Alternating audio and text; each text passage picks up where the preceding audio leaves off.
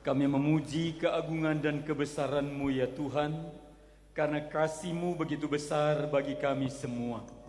Kami berterima kasih pada pagi hari ini, karena Engkau beri kami kesempatan untuk berkumpul bersama-sama di sini. Kami telah memuji, memuliakan Engkau, karena kami sadar, kami tahu Engkaulah Allah yang Maha Kuasa, yang layak untuk kami puji dan kami sembah. Dan saat ini kami mau mendengar kebenaran firman-Mu.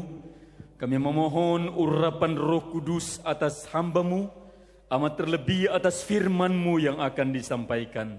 Juga urapan Roh Kudus bagi semua yang hadir, baik yang ada dalam ruangan ini maupun mereka yang bergabung dari rumah masing-masing.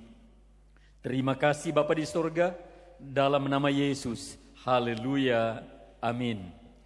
Saudara-saudara, silakan duduk dan salam untuk kita semua.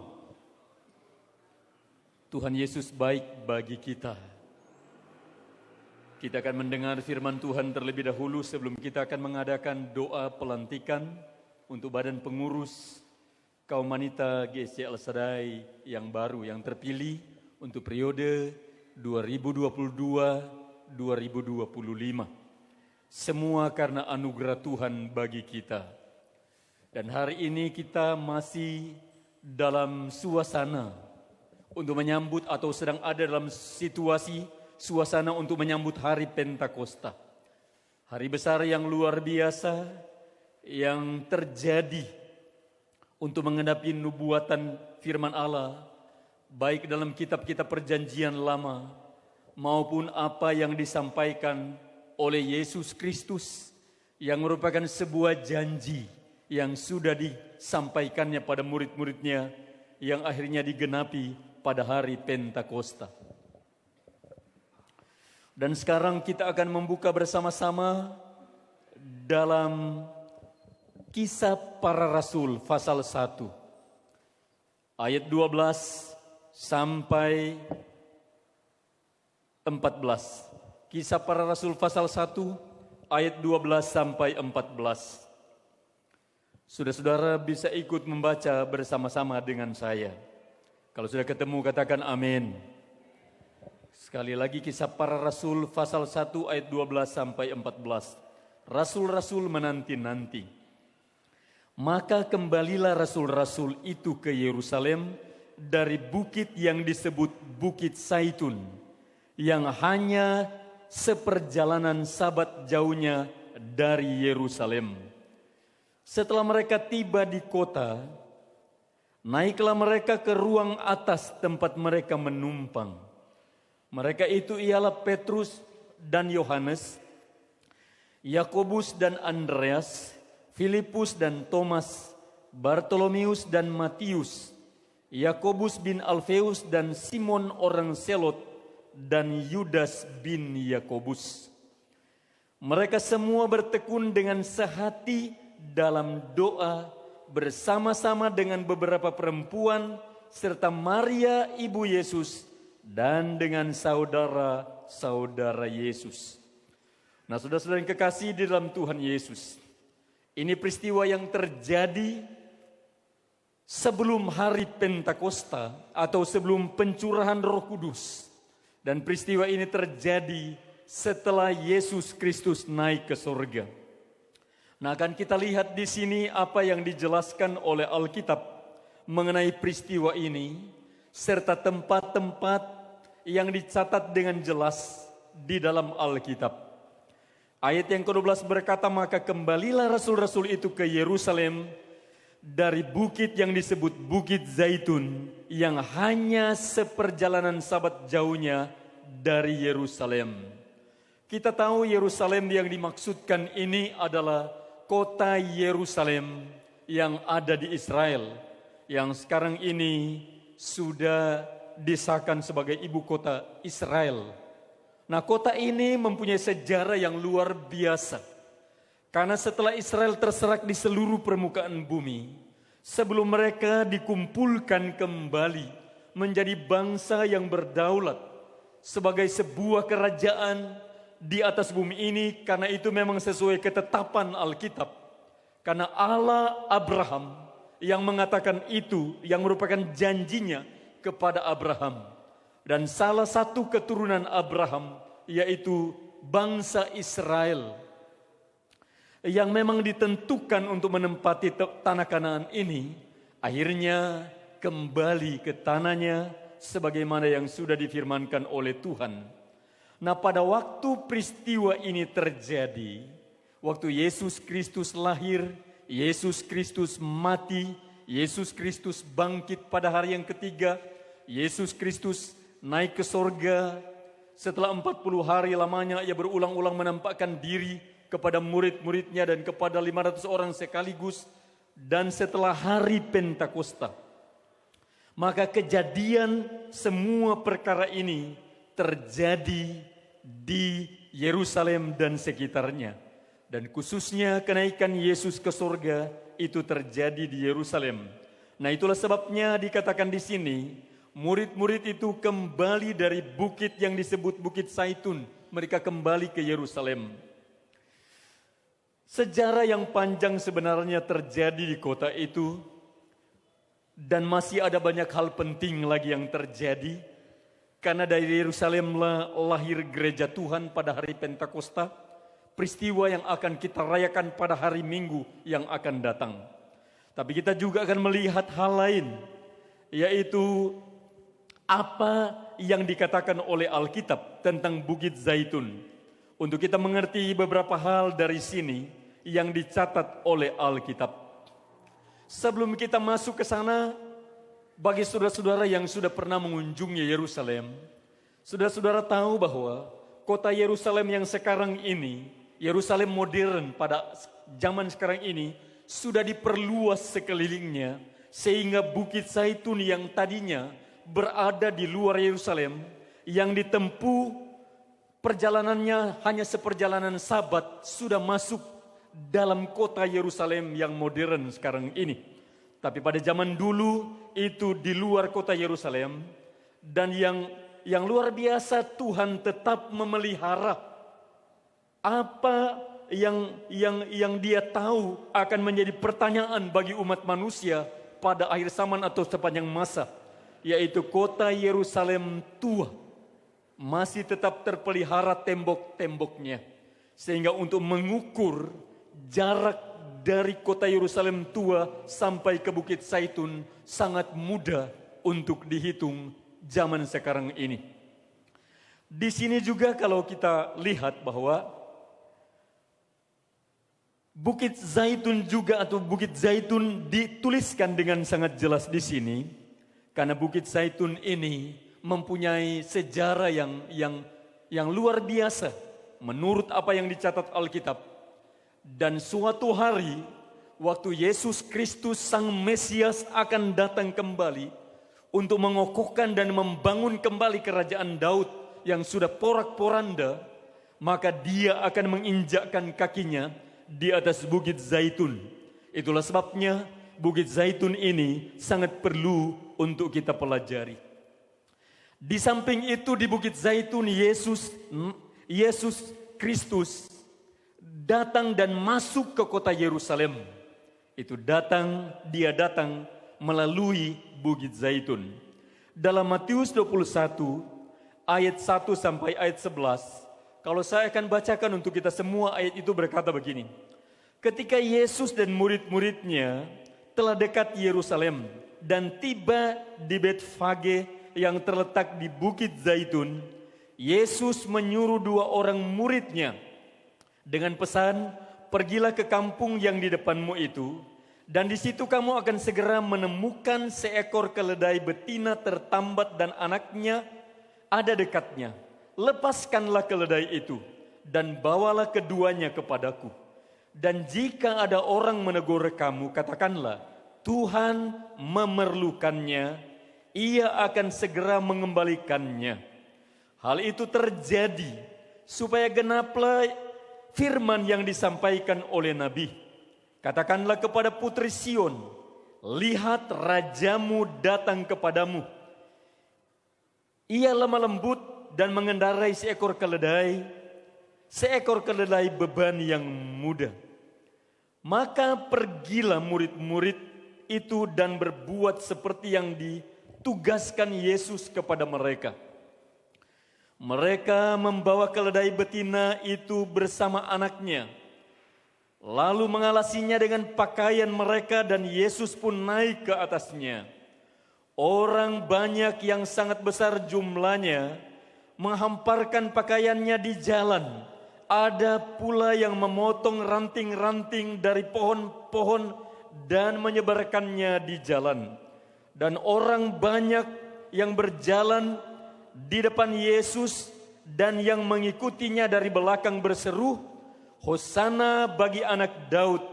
Diberkatilah dia yang datang dalam nama Tuhan, Hosana di tempat yang maha tinggi. Dan ketika ia masuk ke Yerusalem, gemparlah seluruh kota itu dan orang berkata, siapakah orang ini? Dan orang banyak itu menyahut, inilah Nabi Yesus dari Nazaret di Galilea. Nah, sangat jelas saudara-saudara yang kekasih dalam Tuhan Yesus, apa yang dikatakan di dalam ayat-ayat ini, Yesus masuk ke kota Yerusalem melalui Bukit Zaitun. Ketika dia masuk dengan mengendarai seekor keledai muda. Peristiwa ini menurut Alkitab terjadi, Matius pasal 21 ayat yang kelima, untuk menggenapi apa yang telah dinubuatkan di dalam kitab suci. Katakanlah kepada putri Sion, lihat rajamu datang kepadamu, ia lemah lembut dan mengendarai seekor keledai beban yang muda. Ayat itu tertulis dalam Sakaria pasal 9 ayat 9 yang berkata, bersorak-soraklah dengan nyaring hai putri Sion, bersorak-sorailah hai putri Yerusalem, lihat rajamu datang kepadamu, ia adil dan jaya, ia lemah lembut dan mengendarai seekor keledai beban yang muda.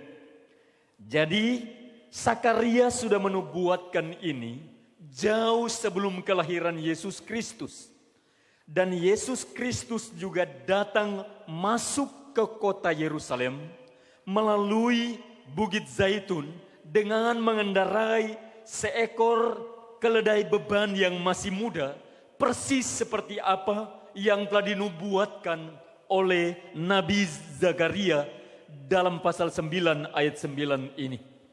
Nah, ayat ini sudah digenapi oleh Yesus, yaitu ketika dia datang memasuki Yerusalem, dia yang adalah Raja Israel memasuki Yerusalem untuk memulihkan kerajaan Daud. Tapi sekarang dia belum melakukannya karena masih ada satu bagian penting sesuai dengan nubuatan-nubuatan yang akan dilakukan oleh Kristus pada waktu kedatangannya pertama itu, yaitu untuk menebus dosa manusia dari dosa. Tapi bagian ini sudah digenapi, di mana Yesus masuk ke Yerusalem dengan mengendarai seekor keledai beban yang masih muda, seperti yang telah dinubuatkan oleh Nabi Zakaria dalam Sakaria 9 ayat yang ke-9 tadi. Satu bagian digenapi. Lalu kemudian kita akan melihat lagi yang seterusnya atau yang selanjutnya. Ketika Yesus Kristus nanti akan datang untuk mengokohkan kerajaan Daud. Kita sudah mendengar beberapa minggu yang lalu dalam Wahyu pasal 1 ayat yang ke-7, waktu Yesus Kristus datang sebagai Raja bersama orang-orang kudus, maka segala bangsa atau semua mata akan memandang dia dan mereka akan meratapi dia. Juga orang-orang Israel yang sudah menikamnya akan meratapi dia. Nah, orang yang menikamnya akan meratapi dia, itu menggenapi juga firman. Kita sudah dengar beberapa minggu yang lalu. Itulah sebabnya waktu Yesus mati di salib, ada seorang prajurit yang menusukkan tombaknya ke lambung Yesus. Bukan sebuah kebetulan, tapi Roh Kuduslah yang sedang memimpin orang-orang. Tuhanlah yang sedang memimpin orang-orang untuk melakukan sesuatu kepada Yesus supaya persis seperti yang dinubuatkan, walau orang-orang itu tidak mengenal Yesus itu adalah Tuhan yang sedang menggenapi semua firman yang dinubuatkan tentang Dia dalam kitab-kitab Perjanjian Lama. Nah, kalau kita akan melihat yang seterusnya dan akan melihat hal lain yang terjadi, bahwa dari Bukit Zaitun Yesus juga naik ke surga. Kalau tadi dia masuk kota Yerusalem melalui Bukit Zaitun, maka dalam Kisah Rasul pasal 1 ayat 9, sesudah ia mengatakan demikian, terangkatlah ia, disaksikan oleh mereka dan awan menutupinya dari pandangan mereka. Terangkat ke surga itu dari Bukit Zaitun. Alkitab menubuatkan juga apa yang akan terjadi pada waktu Kristus datang sebagai Raja. Ini bukan tentang pengangkatan gereja, kita sudah dengar minggu kemarin. Tetapi waktu Kristus akan datang sebagai Raja, dalam Zakaria pasal 14, kita akan membaca ayat ini karena ini sangat penting bagi kita. Mulai ayat yang ketiga. Zakaria pasal 14, mulai ayat 3. Kemudian Tuhan akan maju berperang melawan bangsa-bangsa itu seperti ia berperang pada hari pertempuran. Pada waktu itu kakinya akan berjejak di atas Bukit Zaitun, yang terletak di depan Yerusalem di sebelah timur. Bukit itu akan terbelah dua dari timur ke barat, sehingga terjadi suatu lembah yang sangat besar. Setengah dari bukit itu akan bergeser ke utara dan setengahnya lagi bergeser ke selatan. Nah, sangat jelas ini sudah pernah saya singgung beberapa minggu yang lalu. Waktu Kristus akan datang kembali, akan menginjakkan kakinya di atas Bukit Zaitun, dan Bukit Zaitun itu akan terbelah dua dari timur ke barat, sehingga terjadi suatu lembah yang sangat besar. Setengah dari bukit itu akan bergeser ke utara dan setengahnya lagi akan bergeser ke selatan. Mengapa dia tidak bergeser ke timur dan tidak bergeser ke barat? Karena kalau dia bergeser ke barat, maka dia akan menutupi kota Yerusalem. Itulah sebabnya harus bergeser ke selatan dan setengahnya lagi bergeser ke utara, supaya terjadi sebuah lembah yang besar untuk menggenapi nubuatan yang disampaikan dalam firman Tuhan. Dan kapan nanti ini akan terjadi? Itu semua akan terjadi waktu Kristus akan datang sebagai Raja untuk mengokohkan kerajaan Daud. Saya mengangkat cerita-cerita ini karena apapun yang ditulis oleh Alkitab itu mengandung sebuah pesan yang luar biasa bagi semua orang percaya, khususnya yang mau mempelajari Alkitab. Sebagaimana yang sudah kita dengar tadi, beberapa bagian, beberapa peristiwa yang sudah terjadi, yang dinubuatkan, yang sudah terjadi, yang terjadi pada waktu Yesus naik ke surga, dan yang nanti akan terjadi lagi, maka itu semua sebagaimana yang sudah dicatat oleh kitab suci. Satu bagian dalam Zakaria 9 ayat 9 di mana Yesus datang sebagai Raja dengan mengendarai keledai beban yang muda. Dia adalah Raja Israel. Dia adalah Raja Putri Zion. Dia adalah Raja yang kekal.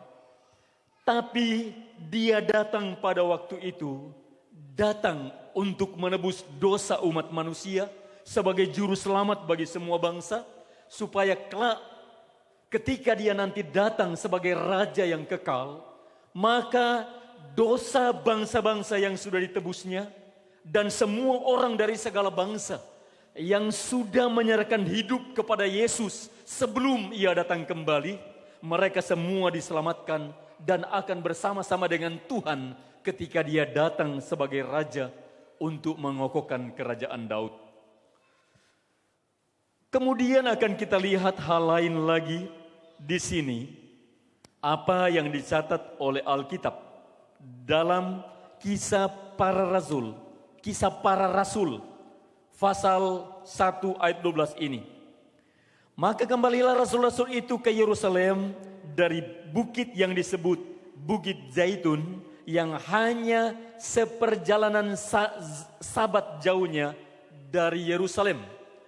Jadi Bukit Zaitun ini hanya seperjalanan sabat jauhnya dari Yerusalem. Ada banyak orang, tentu kita semua juga ingin tahu apa yang dimaksudkan hanya seperjalanan sabat jauhnya dari Yerusalem. Seperjalanan sabat ini sudah coba digali, diselidiki oleh para penafsir Alkitab untuk mengetahui lebih banyak lagi tentang semua peristiwa ini. Tapi semua orang tetap datang dan berkesimpulan tentang sebuah peristiwa yang terjadi pada masa Yosua memimpin orang-orang Israel dalam perjalanan mereka di padang gurun, memimpin orang-orang Israel untuk merebut tanah Kanaan setelah Musa meninggal dunia. Yosua pasal 3 ayat 3 dan ayat 4. Yosua pasal 3 ayat 3 dan ayat 4 berkata, dan memberi perintah kepada bangsa itu. Katanya, segera sesudah kamu melihat tabut perjanjian Tuhan Allahmu yang diangkat para imam yang memang suku Lewi, maka kamu harus juga berangkat dari tempatmu dan mengikutinya. Hanya antara kamu dan tabut itu harus ada jarak kira-kira 2000 hasta panjangnya. Janganlah mendekatinya, maksudnya supaya kamu mengetahui jalan yang harus kamu tempuh, sebab jalan itu belum pernah kamu lalui dahulu. Nah, sekarang kita akan melihat di sini tentang apa yang terjadi, dan ini menjadi rujukan sehingga orang menafsirkan tentang seperjalanan sabat yang tidak banyak dicatat oleh Alkitab jauhnya. Itu seperjalanan sabat. Kalau kita lihat di dalam ayat-ayat ini, dalam ayat 4 Yosua pasal 3, hanya antara kamu dan tabut itu harus ada jarak kira-kira 2000 hasta panjangnya. Jangan 2000 hasta panjangnya. Jangan mendekatinya. Maksudnya supaya kamu mengetahui jalan yang harus kamu tempuh, sebab jalan itu memang belum pernah kamu lalui dahulu. Jaraknya di sini adalah 2000 hasta. Kalau kita menggunakan hasta sekarang, satu hasta kira-kira 45 cm, maka 2000 hasta itu kurang lebih 1 kilo atau 900 meter. Orang juga sempat mengukur Yerusalem tua, kota tua, sampai ke Bukit Zaitun, sampai ke Betania yang ada di dekat Yerusalem, yang ada di Bukit Zaitun. Ada 2 kota Betania di dekat Yerusalem, yang satu di Bukit Zaitun, yang satunya lagi di tempat lain dari situ. Tapi sekarang ini kalau kita melihat tentang hasta ini, seperjalanan sabat itu adalah Bukit Zaitun hanya seperjalanan sabat yang kira-kira 1 meter. Kalau itu lebih, karena orang sampai pada pengukuran dan penafsiran yang luar biasa, lalu mereka mengatakan itu sampai pada kira-kira 1828 meter. Ada juga yang mempunyai pendapat lain 1400 sampai 1600 meter. Tapi yang lain tetap ya kira-kira 1 kilometer. Yang harus kita perhatikan di sini dalam kitab Yosua, dikatakan di sini, hanya antara kamu dan tabut itu harus ada jarak kira-kira 2000 hasta panjangnya. Jadi bukan paten harus 2000, tapi kira-kira Boleh lebih sedikit, boleh kurang sedikit. Yang jelasnya kira-kira. Karena kita pun berdiri di sini untuk menentukan jarak 1 kilometer ke sebelah barat. Mau diukur dari sini atau dari tengah. Nah kalau orang dalam jumlah yang besar, karena orang Israel waktu itu sudah berjumlah besar sampai kira-kira di jauh sana, mau ukur dari sana, di sini atau di sana. Itulah sebabnya menggunakan kira-kira. Kira-kira 2000 hasta banyaknya, 2000 hasta panjangnya.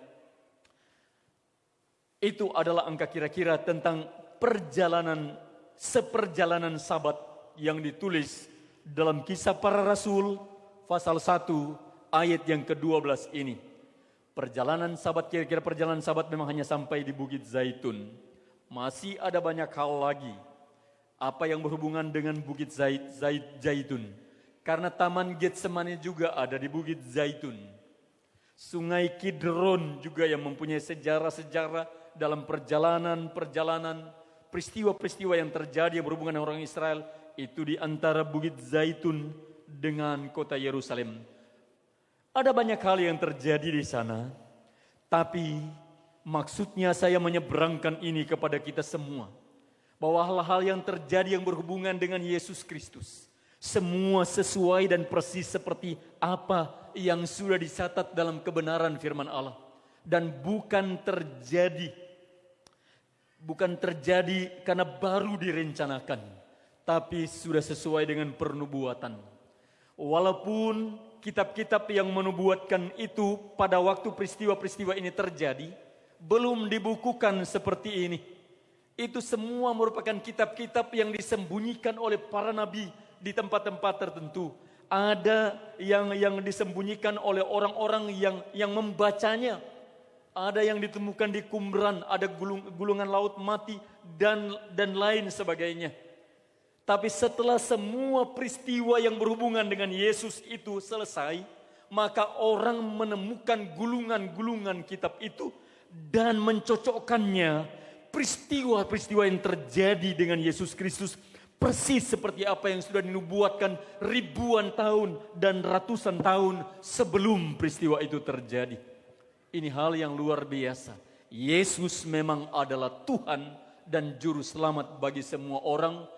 Dialah Mesias yang dinanti-nantikan oleh bangsa Israel. Bagian pertama sudah digenapinya, penebusan dosa sudah dikerjakannya, kenaikannya ke surga sudah dikerjakannya, pencurahan Roh Kudus yang akan kita rayakan nanti sudah dilakukannya.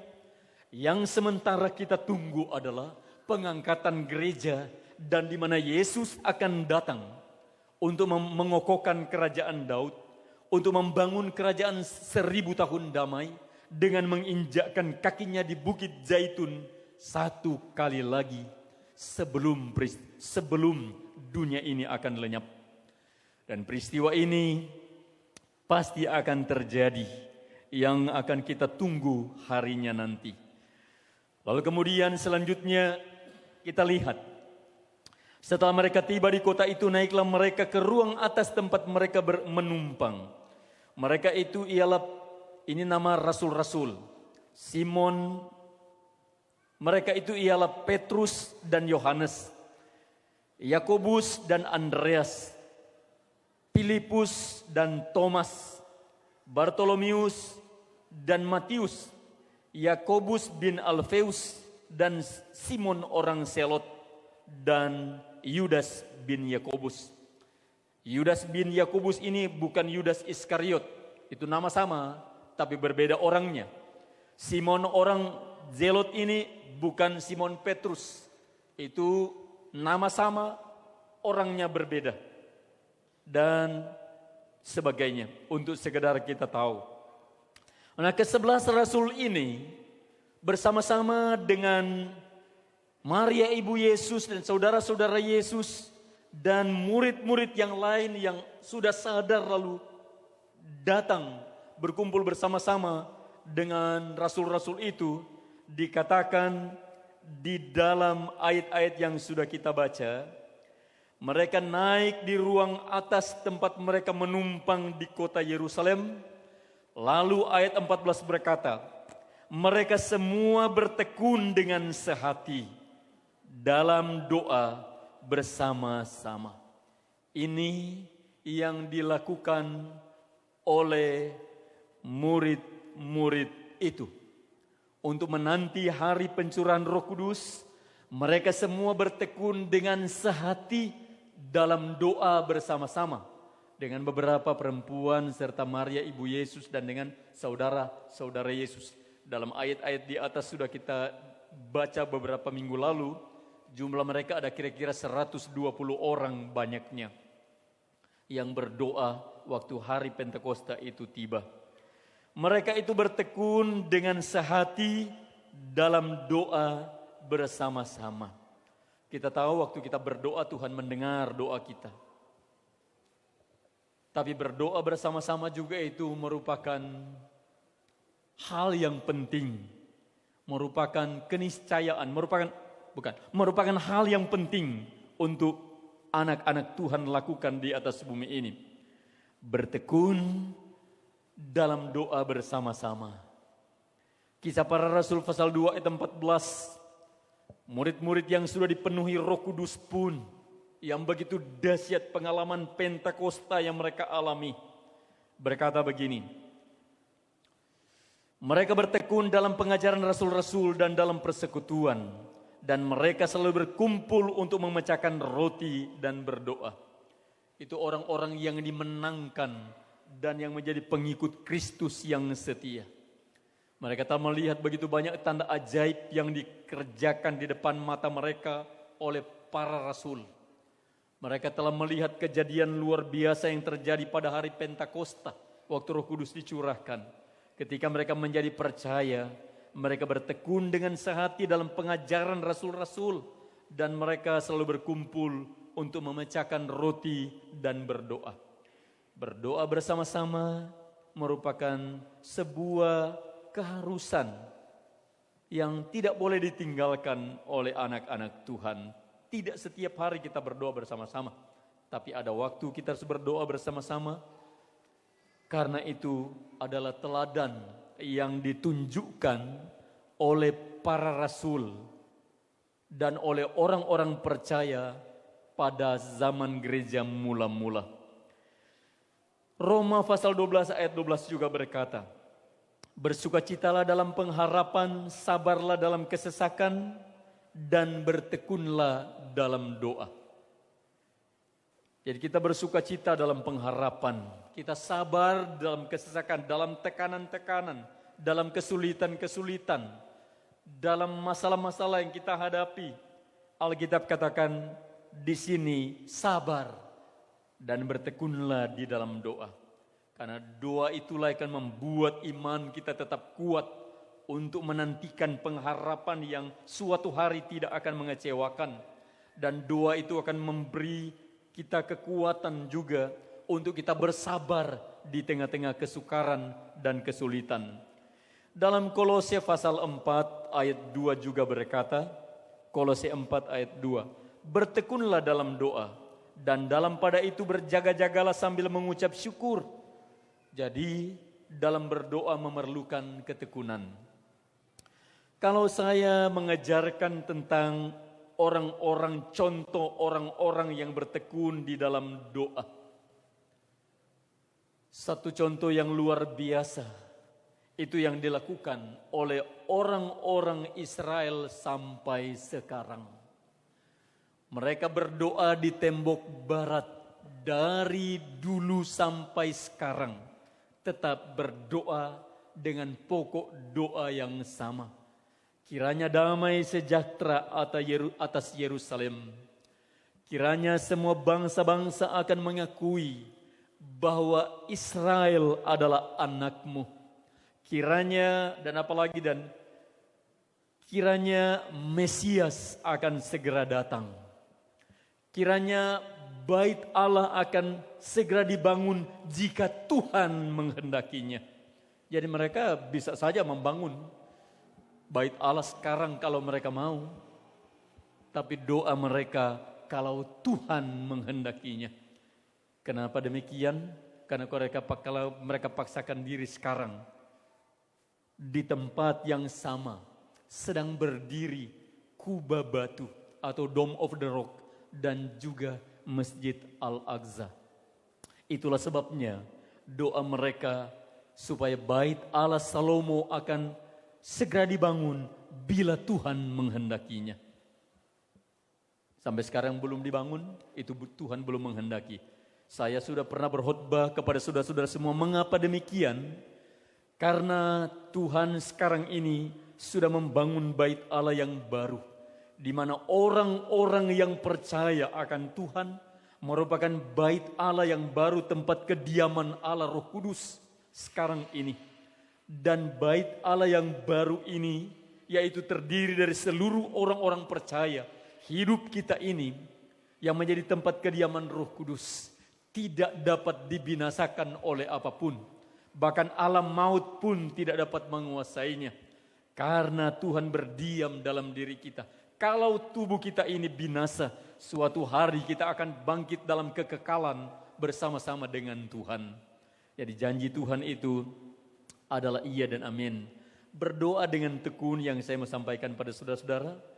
Satu generasi berdoa, tidak ada jawaban, orang lain tetap berdoa. Bayangkan sejak keruntuhan Yerusalem sampai sekarang, orang berdoa dengan pokok doa yang sama. Dari satu generasi ke generasi yang lain, tetap berdoa untuk satu pokok doa yang sama. Ini memberitahukan bagi kita tentang ketekunan orang dalam doa. Adakah kita tekun berdoa sampai sekarang? Orang-orang itu mereka berdoa tidak ada jawaban. Mereka meninggal dunia pada akhirnya setelah tua. Generasi berikutnya berdoa untuk hal yang sama. Mereka berdoa belum ada jawaban, mereka meninggal dunia karena sudah tua. Generasi berikutnya berdoa dan masih tetap seperti itu sampai sekarang. Walau doa belum ada jawaban. Nah, saya dan saudara-saudara kadang-kadang menjadi lemah dalam berdoa. Karena kita sudah berdoa 1 bulan belum ada jawaban. Kita sudah berdoa 1 tahun belum ada jawaban, mungkin 5 tahun. Belum ada jawaban, mungkin 10 tahun belum ada jawaban.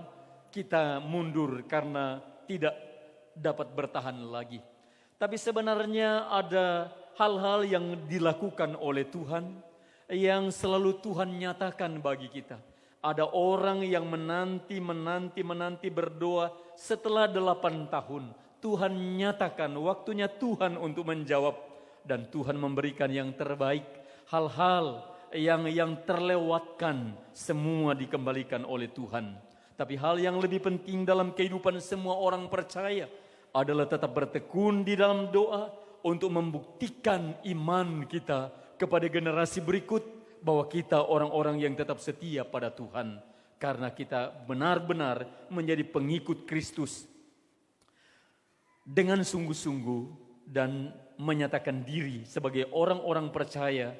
Yang kita tahu bahwa suatu hari kita akan bersama-sama dengan Tuhan dalam kerajaannya. Sebagaimana yang sudah dijanjikannya. Masih ada banyak ayat yang menerangkan tentang bertekun dalam doa. 1 Tesalonika ayat 17 berkata, tetaplah berdoa. Orang mungkin berpikir tentang tetaplah berdoa atau berdoa dengan tidak berkeputusan, bertekun di dalam doa. Bagi saya dan saudara-saudara sebagai pengikut Kristus, Kristus memberikan atau Alkitab tidak menentukan bagi kita waktunya untuk kita berdoa kepada Tuhan. Hanya kita didorong tetaplah berdoa. Bertekunlah di dalam doa. Doa itu harus kita lakukan. Dari Alkitab kita bisa belajar tentang orang-orang percaya akan Allah yang sebelumnya sudah ada sebelum kita. Misalnya Daud dia berkata, 7 kali dalam sehari aku memuji-muji engkau. Karena Daud dalam hal dia menyembah Tuhan, memuji Tuhan, dia menyanyikan puji-pujian dengan memainkan kecapi, bermazmur dan berdoa. Dan dia melakukan itu secara disiplin 7 kali sehari. 7 kali sehari. Daniel yang adalah seorang nabi yang dipakai Tuhan dengan luar biasa. Dia melakukan doanya secara disiplin 3 kali dalam sehari. Dia memuji Tuhan. Nah, saya dan saudara-saudara dapat memilih atau dapat menentukan sendiri. Alkitab juga menuliskan tentang adanya doa subuh, adanya doa malam, ada doa tengah malam, ada doa pada waktu pergumulan, ada doa ucapan syukur dan sebagainya. Tapi untuk jadwal dan waktunya kita bisa mengatur sendiri. Karena Allah dengan sabar menanti untuk kita berdoa. Bukan hanya pada waktu-waktu tertentu saja. Tapi Allah memberi kesempatan bagi kita. Kapanpun kita datang untuk berdoa, Dia mendengarkan doa. Karena Dia setia, Dia mengasihi kita semua. Allah Dia siap sebagai Tuhan yang Maha Kuasa. Dia siap mendengar doa kita. Kapanpun kita berdoa, berapa kali kita berdoa, kita tentukan sendiri. Yang penting kita harus berdoa dengan sungguh-sungguh, dengan sepenuh hati. Aturlah jadwal untuk saudara-saudara berdoa. Kalaupun dia bisa berubah setiap hari, bagi Tuhan itu tidak masalah. Tetapi yang harus kita lakukan adalah tetap berdoa kepada Tuhan. Berapa kali waktu yang kita sediakan untuk kita berdoa, tidak juga digariskan harus seperti itu.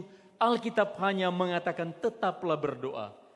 Mungkin hari ini kita bisa berdoa 3 kali, besok kita berdoa 7 kali, lusa kita berdoa 5 kali, hari berikutnya kita hanya berdoa 2 kali. Tidak masalah bagi Tuhan kalau memang kondisi yang kita hadapi adalah seperti itu. Tapi yang tidak boleh kita abaikan adalah berhenti berdoa. Kita harus tetap berdoa, kita harus tetap berdoa dan tetap berdoa dan bertekun di dalam doa. Karena gereja terlahir juga sementara rasul-rasul dan semua murid sedang bertekun di dalam doa. Dengan sehati bertekun di dalam doa. Dorongan saya untuk saudara-saudara melalui pengajaran ini adalah tetaplah berdoa, atur sendiri jadwalnya. Berapa kali saudara mau berdoa kepada Tuhan dalam sehari, itu tidak masalah. Kalau ada perubahan setiap hari dalam jadwal doa dan jumlah banyaknya kita berdoa, itu tidak menjadi masalah. Yang harus kita pegang adalah tetap berdoa, tetaplah berdoa dan bertekun di dalam doa. Dan kiranya melalui pengajaran ini kita semua mendapatkan motivasi, dorongan untuk tetap berdoa dan tidak berhenti berdoa. Tuhan kiranya memberkati kita semua melalui uraian firman Tuhan ini. Kita berdoa. Terima kasih Bapa di sorga buat firman-Mu yang sudah dibagikan bagi kami semua pada hari ini. Kiranya Roh Kudus menghentar benih-benih firman Tuhan ini supaya itu mendapat tempat di hati kami dan kami menjadi orang-orang yang mau berdoa, orang-orang yang mau setia berdoa kepadamu karena mengikuti firman-Mu.